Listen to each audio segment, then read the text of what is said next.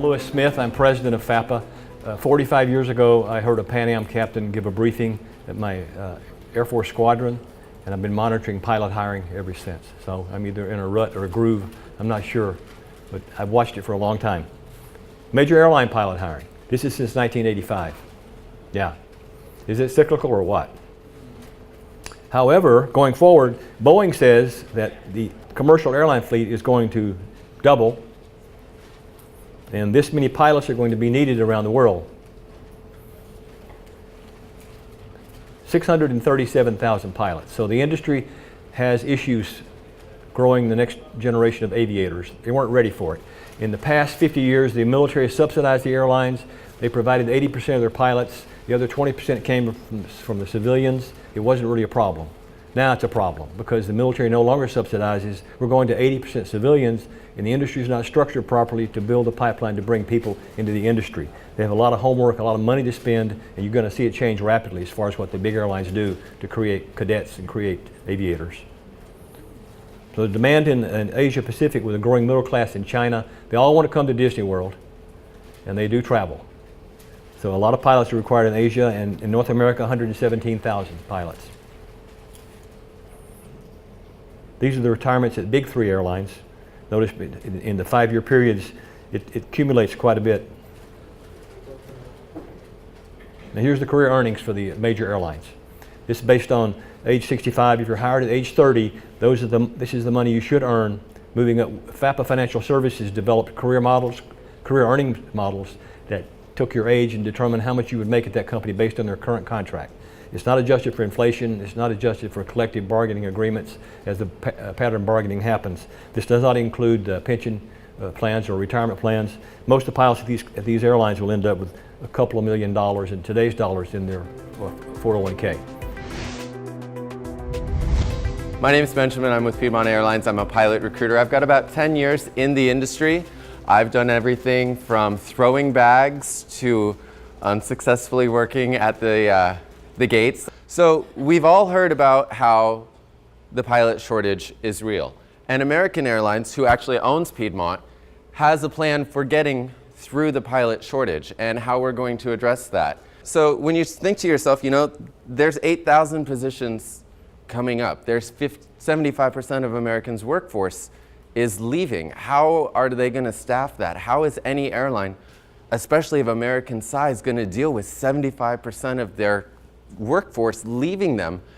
And so American has turned to its wholly owned regionals and said, we're going to take your pilots.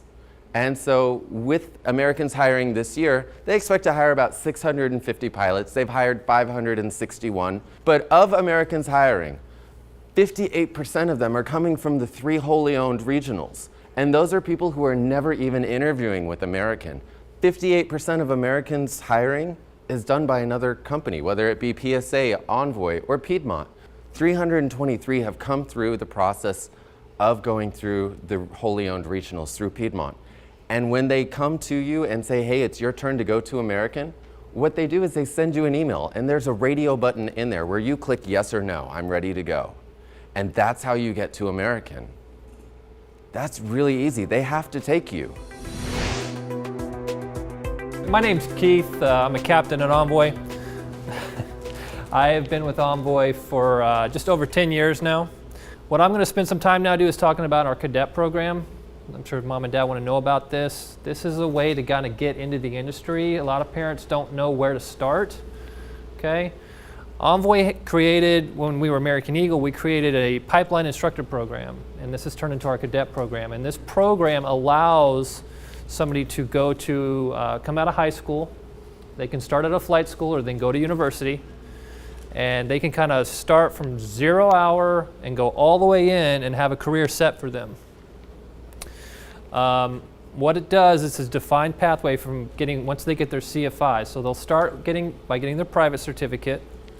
They'll continue on wherever they're training, get their commercial, get their multi, and then get their CFIs. Once they get their CFIs, they can come in and interview with us. Okay. If they come in and are successful in the interview, we will offer them a position as a cadet instructor. We have a bunch of schools we partner with, which I'll bring up here in just a second. As a cadet instructor at some of our schools, which I'll show you in just a sec. Those schools, while they're instructing and making money and building flight time, they're also eligible for all of their Envoy benefits. Health, 401k, travel benefits, all of that, okay? So we already heard from a couple of airlines. My name is Brent Morellis. I'm the Director of Operations for Pan Am Career Pilot Academy. Some of you may have heard of Pan Am, like the airline. That's us, same people. Believe it or not, we still exist. We just don't fly big planes anymore. So pathways to becoming a pilot, there are a lot of academy programs out there. That is one of the fastest growing methods to actually getting to an airline. And I'll go over a couple of reasons in just a second. And the other way are universities and military that have kind of declined. Part of the reason that universities have declined is just simply because of the cost. It's more expensive to do a 4-year degree and flight training than it is to just go to an academy. However, I will tell you there's no cheap way to becoming an airline pilot, unfortunately.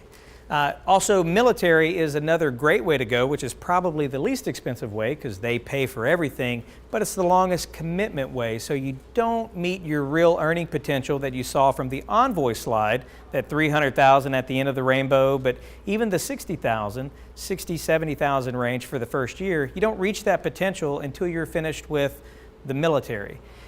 So why choose a professional pilot program? There are a lot of academies, smaller flight school places that you have to be very careful with choosing. And I have no problem with saying what schools are good at it. So one of the big things is standardized flight instruction. This is huge with regard to flight training.